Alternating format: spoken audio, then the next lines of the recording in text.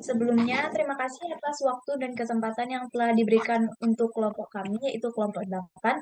Di sini kami akan menyampaikan atau membahas materi terkait pentingnya ketahanan nasional sebagai geostrategis Indonesia yang berkelanjutan di tengah keberagaman bangsa Indonesia. Baik.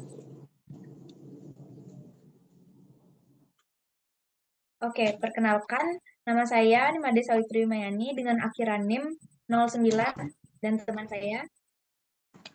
Perkenalkan, saya Niwayan Dian Mertasari dengan akhiran NIM 013.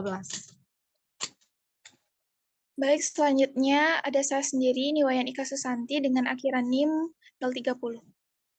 Dan saya sendiri, Jenny Monica Anggreni dengan akhiran NIM 031. Sebelum kita masuk pada pembahasan kali ini, ada baiknya kita memahami terlebih dahulu poin-poin pembahasan yang akan kita bahas. Yang pertama ada unsur-unsur ketahanan nasional, yang kedua ada pendekatan astragatra dalam pemecahan masalah, yang ketiga ada potensi dan ancaman ketahanan bangsa di era global, dan yang keempat yaitu implementasi ketahanan nasional dalam kehidupan Nusantara. Next slide. Sebelum masuk pada poin-poin pembahasan pada kali ini, saya akan mempersilakan teman saya yang akan menyampaikan latar belakang dari pembahasan kita pada kali ini, yaitu Dian. Baik, terima kasih atas waktu yang telah diberikan dan kesempatannya.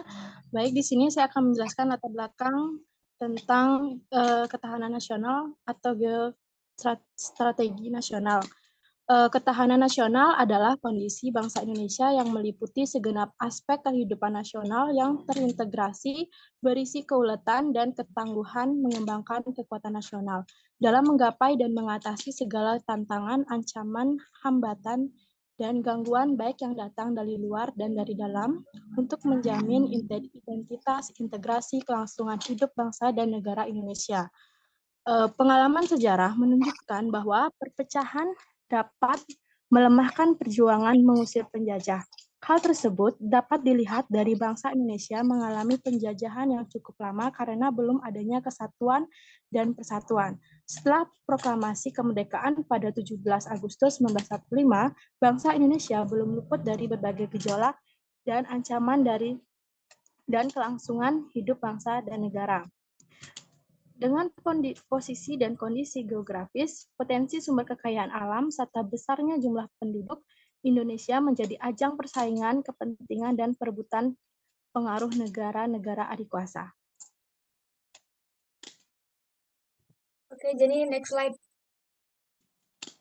Kita masuk pada pembahasan poin yang pertama, yaitu ketahanan nasional, di mana pembahasan kali ini akan disampaikan oleh Dian. Dian, saya persilakan. Baik, terima kasih. Konsep dari ketahanan nasional adalah konsep dalam pembangunan kekuatan nasional melalui pengaturan dan penyelenggaraan kesejahteraan dan keamanan yang seimbang dan serasi di segala bidang kehidupan dan secara tidak terputus, menyeluruh dan terpadu berdasarkan Pancasila, Undang-Undang Dasar 1945, dan unsur-unsur ketahanan nasional. Unsur dan dalam ketahanan nasional meliputi konsepsi, pedoman, dan kesejahteraan serta keamanan. Ini next slide. Oke, masuk pada poin kedua, yaitu pendekatan astragatra dalam pemecahan masalah. Materi ini akan disampaikan oleh Ika. Ika, saya persilakan.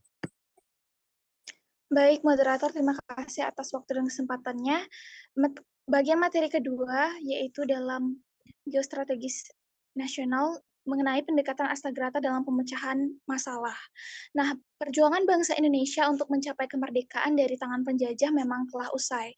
Namun perjuangan sesungguhnya belum usai, yaitu perjuangan dalam membangun dan menjaga eksistensi bangsa dan negara untuk mencapai tujuan nasional, serta upaya-upaya yang dilakukan untuk mempertahankan kemerdekaan yang hakiki sesuai dengan cita-cita para pendiri negara dan bangsa. Oleh karena itu, perlu adanya pemahaman tentang ketahanan nasional sebagai salah satu geostrategis Indonesia yang berkelanjutan di tengah kemenjamukan bangsa Indonesia yang sangat pluralisme. Ketahanan nasional dapat dipahami sebagai konsepsi maupun sebagai suatu kondisi. Dengan pemahaman ketahanan nasional yang berkelanjutan ini, diharapkan semua komponen bangsa memiliki wawasan kebangsaan yang utuh dan tanggung jawab yang tinggi untuk bersama-sama menjaga dan melestarikan kebinekaan Tunggal Ika sebagai identitas primer.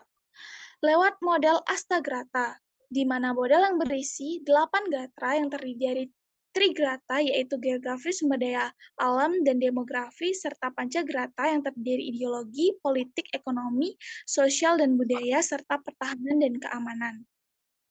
Pemahaman Astagrata secara utuh yang berkelanjutan merupakan bagian dari ketahanan nasional yang dikhususkan untuk dapat memberi kontribusi positif dalam menegas segala hal atau segala upaya pemecahan di tengah kemajemukan bangsa Indonesia yang berdasarkan Pancasila.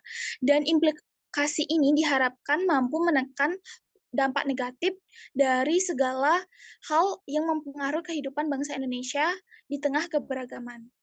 Selanjutnya yaitu mengenai bagaimana upaya pendekatan Astagrata ini menjadi solusi untuk pemecahan masalah ketahanan dan pertahanan nasional di Indonesia, yaitu dengan adanya paradigma ketahanan nasional, pertahanan negara Indonesia tidak terlepas dari pengaruh dan dinamika keterkaitan pendekatan Astagrata. Oleh karena itu, pengembangan seluruh aspek Astagrata dalam pembangunan pertahanan negara akan menentukan kualitas pertahanan negara itu sendiri. Sekian mengenai pendekatan Astagrata dalam pemecahan nasional. Waktu dan tempat saya kembalikan ke moderator. Terima kasih.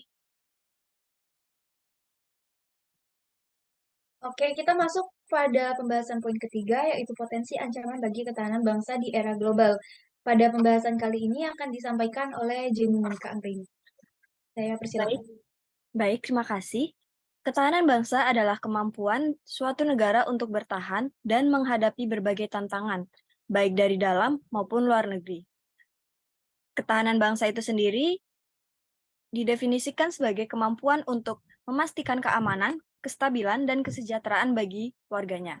Adapun potensi ancaman bagi ketahanan bangsa di era global ialah yang pertama adalah ancaman dari dalam negeri berupa disintegrasi bangsa, keresahan sosial akibat huru-hara atau kerusuhan massa, upaya penggantian ideologi Pancasila, potensi konflik antar kelompok atau golongan, dan juga makar atau penggulingan pemerintah yang sah dan konstitusional. Kemudian yang berikutnya adalah ancaman dari luar negeri. Potensi ancaman dari luar negeri tampaknya akan lebih berbentuk sebagai upaya menghancurkan moral dan budaya bangsa seperti disinformasi, propaganda, peredaran narkoba, film-film porno, atau berbagai kegiatan kebudayaan asing yang mempengaruhi bangsa Indonesia, terutama generasi muda, dan merusak budaya bangsa. Adapun dalam bentuk penjarahan sumber daya alam seperti illegal logging, illegal fishing, dan lain sebagainya. Oke, pada pembahasan poin keempat yaitu implementasi wawasan Nusantara. Implementasi wawasan Nusantara dapat ditemukan di berbagai aspek kehidupan, baik di tingkat nasional maupun lokal. Berikut beberapa contoh implementasi wawasan Nusantara di beberapa bidang, antara lain yang pertama yaitu ketahanan dan keamanan. Implementasi wawasan Nusantara pada bidang ketahanan dan keamanan ini dilakukan dengan cara memperkuat sistem dan keamanan nasional. Kemudian pada bidang ekonomi, implementasi wawasan Nusantara dilakukan dengan mempromosikan pengembangan ekonomi berbasis pada potensi kearifan lokal. Pada poin ketiga yaitu di bidang sosial, implementasi wawasan Nusantara dapat dilakukan dengan cara memperkuat keterpaduan sosial dan keberagaman budaya. Pada bidang keempat yaitu bidang politik, implementasi wawasan Nusantara dapat dilakukan dengan memperkuat sistem politik berbasis pada nilai-nilai lokal. Implementasi wawasan Nusantara diharapkan dapat memperkuat identitas nasional, meningkatkan kesejahteraan masyarakat, dan memperkuat kerjasama antar daerah serta negara-negara di kawasan Asia Tenggara. Jadi next slide. Oke, kita masuk pada kesimpulan dari materi kita pada hari ini, di mana kesimpulan ini akan dibacakan oleh Ika. Ika, saya persilakan. Baik, terima kasih.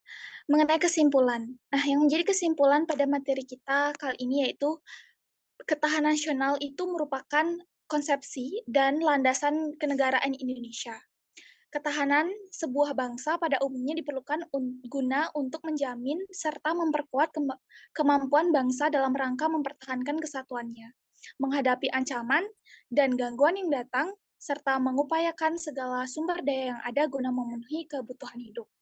Wawasan Nusantara merupakan cara pandang terhadap bangsa dengan tujuan agar dapat menjaga kesatuan dan persatuan yang diwujudkan dengan mengutamakan kepentingan nasional dibandingkan kepentingan pribadi, kelompok, ataupun golongan tertentu. Wawasan Nusantara ini digunakan sebagai dasar untuk menentukan keputusan ataupun tindakan dalam penyelenggaraan negara di tingkat pusat maupun daerah bagi seluruh bangsa Indonesia dalam kehidupan bermasyarakat, bernegara, berbangsa, dan juga mengenai pandangan geopolitik bangsa Indonesia harus didasarkan pada nilai-nilai Pancasila yang luhur dengan jelas dan tegas tertuang dalam pembukaan Undang-Undang 1945 agar tercapainya suatu persatuan dan kesatuan negara Indonesia. Sekian mengenai kesimpulan pada materi geostrategis Indonesia kali ini. Untuk waktu dan tempat saya kembalikan ke moderator. Terima kasih. Oke, terima kasih pada teman-teman semuanya sudah menyampaikan materi pada pembahasan kita kali ini. Sekian presentasi dari kelompok 8. Terakhir kami ucapkan terima kasih.